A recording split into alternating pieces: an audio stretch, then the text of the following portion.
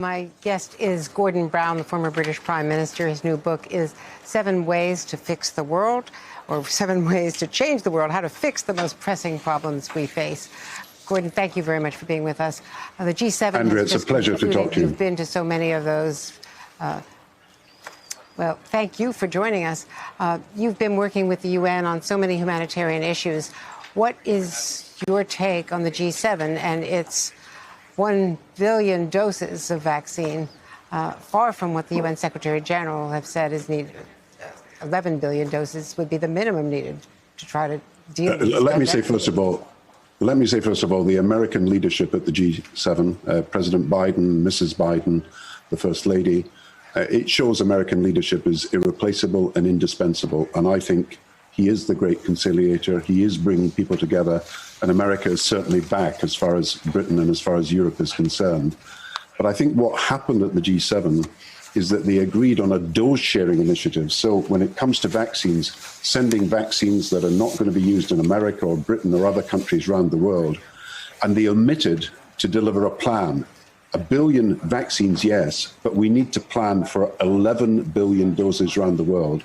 And the disease will spread, it will mutate, it will hit every country, including America and Britain, if we don't bring it under control through vaccination in the poorest countries. So this is self-interest as well as a compassionate thing to do.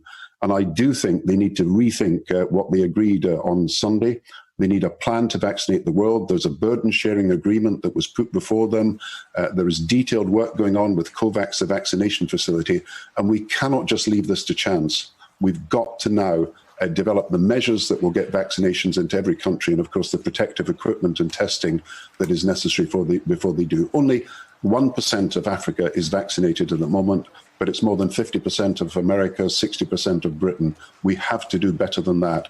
Otherwise, we'll have a world divided between the vaccinated and safe and the unvaccinated and unsafe, and yet even the safe will be hurt if we don't control the problem in the poorest countries.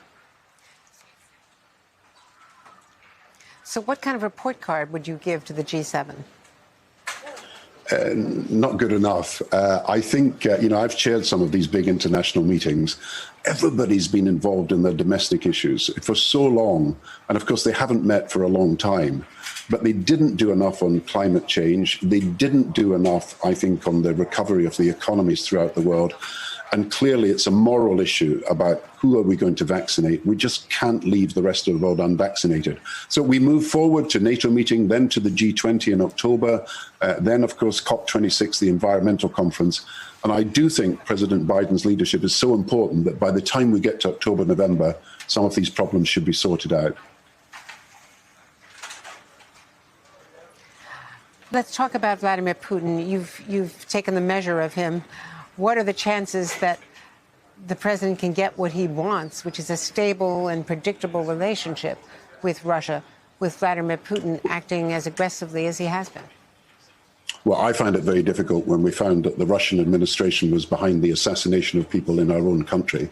And of course, we had very difficult diplomatic issues with Russia, and still do, as a result of what happened later when there was poisonings that seemed to be at the behest of the Russian administration.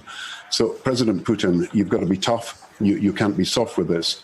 But I do think that President Biden, meeting all his NATO colleagues, will get a very clear idea that if the West is strong, if we work together, and if we're positive about what should happen in relation to the peace of the world, I actually think President Biden's got a great opportunity. He wants to ban nuclear testing.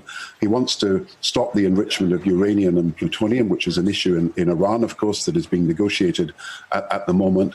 And I think he probably wants to make an initiative at some time on no first use, that no country should be the first to use nuclear weapons, just as Reagan and Gorbachev made an agreement, even though they found themselves to be at odds on everything else. There is, I think, a possibility, and particularly given the China problem, there is a possibility that an initiative from President Biden on the reduction on our dependence on nuclear weapons could be successful. So I would have thought that some of this will be discussed at NATO today. But President Biden is on record as someone who actually was in Russia in the 1980s at the behest of President Reagan.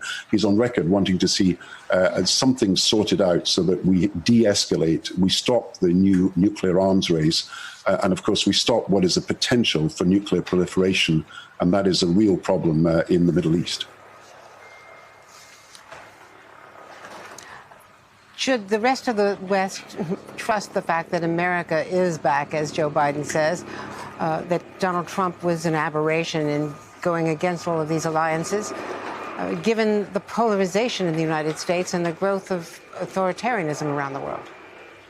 Well, I think President Biden showed by the statements he made and by his enthusiasm for multilateral cooperation that he wants America to be back negotiating with other countries, the climate change agreement, a better way of coordinating balanced economic growth. He wanted the G7 to support his economic program, but also his desire to build infrastructure in Africa, not to leave that just to China.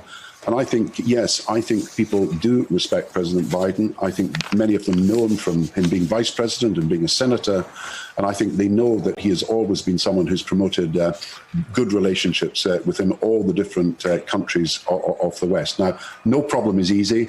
There's going to be difficulties, as there has been with Germany over China and with France, perhaps over some issues in the Middle East. But I think we've got someone in place who can actually conciliate, bring people together, and show that we can make progress on some of the big issues. Remember, we've got huge decisions to make on climate change in November at the COP26 conference. There's the nuclear weapons review, the non-proliferation review coming in August.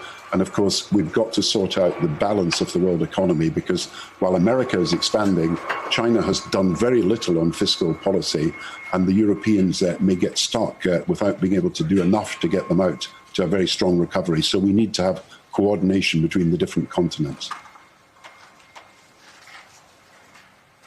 Gordon Brown, former British Prime Minister and the author of the new book, 7 Ways to Fix the World, or 7 Ways to Change the World, how to fix the most pressing problems we face. Thank you so much, Gordon. Very good to see you. Andrea, what a pleasure. What a pleasure. Thank you.